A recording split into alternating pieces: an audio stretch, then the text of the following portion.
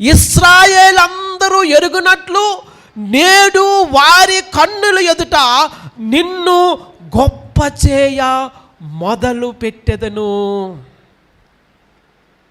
దేవుడు గొప్ప చేయ మొదలు పెట్టాలి. మనుషులు తమంత తాముగా గొప్పవారు అవడానికి ఉద్దేశించడం కాదండి. మనుషులు తమంత తాముగా పబ్లిసిటీ చేసుకోవడం కాదు.